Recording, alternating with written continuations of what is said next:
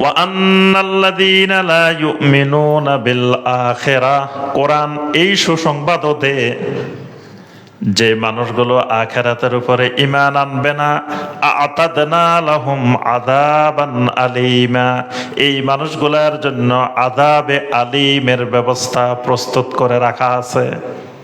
আচ্ছা, এখন আযাবে আলীম মানে কি? বেদনাদায়ক, কঠিন, কষ্টকর আযাব। আযাবের কথা বলা, এটাকে সুসংবাদ না দুঃসংবাদ? কিন্তু আল্লাহ বলছেন কি? সুসংবাদ। এটার অর্থ কি? তিরস্কার। মানে তিরস্কার করে আল্লাহ পাক। এজন্য কোরআনে দেখবেন অনেক জায়গায় বলছেন যে ওয়াবাশশিরিল্লাযীনা কাফারু বিআন্না লাহুম আযাবান আলীমা, কাফেরদেরকে সুসংবাদ দিয়ে দেন। ফাবাশশিরহুম বিআযাবিন আলীম, তাদেরকে আযাবে আলীমের সুসংবাদ দেন।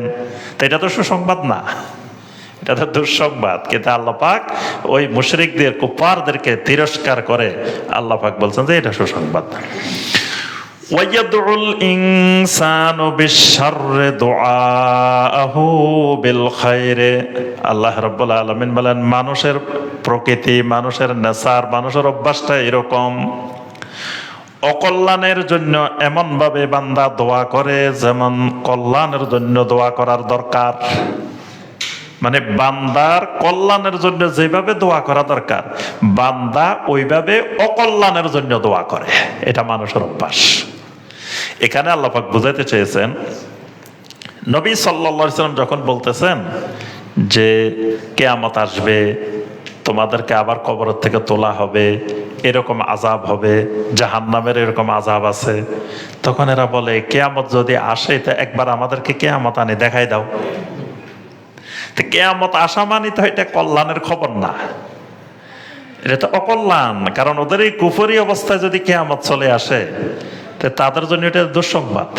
কিন্তু তারা এই যে তাদের অকল্যাণের দোয়া, অকল্যাণ চাইতেছে, এটা বুঝতেছে না। তারা কল্যাণ চাওয়ার মতো করে অকল্যাণ চায়।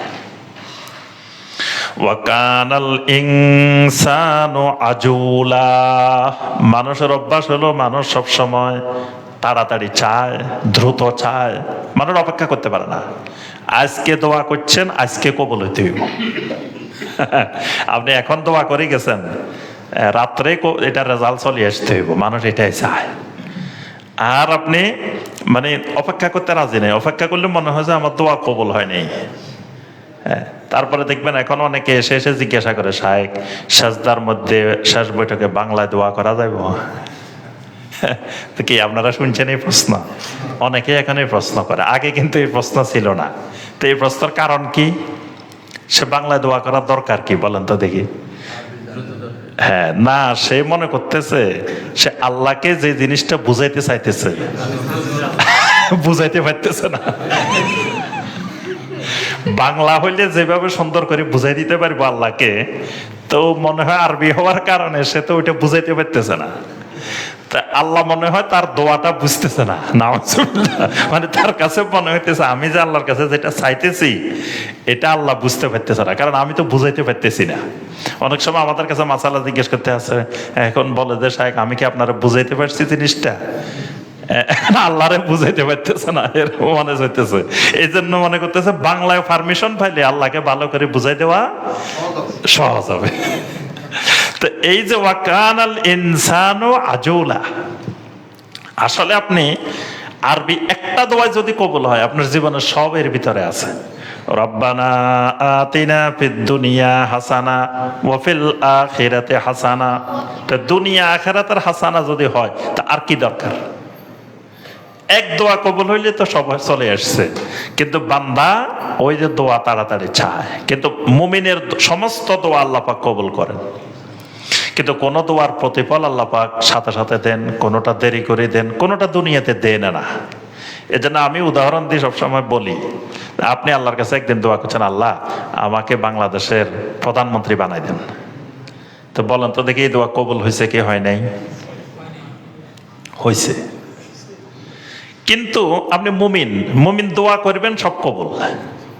এখন আল্লাহ সুবহানাহু ওয়া তাআলা তো জানেন আপনি প্রধানমন্ত্রী হলে কি করবেন, এটা আল্লাহ জানা নাই? আল্লাহ জানেন যে আপনি বাংলাদেশ শেষ করে ফেলবেন, ধ্বংস করে ফেলবেন, আপনাকে আর প্রধানমন্ত্রী বানানো যাবে না। আল্লাহ পাক কবুল করছেন, দুনিয়াতে এটার রেজাল্ট দিবেন না, কিন্তু দোয়া কবুল হয়েছে। দোয়া কবুল হয় না এটা বলা যাবে না। ইমানদার আল্লাহর কাছে যা দোয়া করবে, কারণ ইমানদার আল্লাহর বন্ধু, তো বন্ধু বন্ধুরে যা বলবে আল্লাহ সবেই শোনেন। কিন্তু আল্লাহ সুবহানাহু ওয়া তাআলা জানেন কোনটা কল্যাণ কোনটা অকল্যাণ।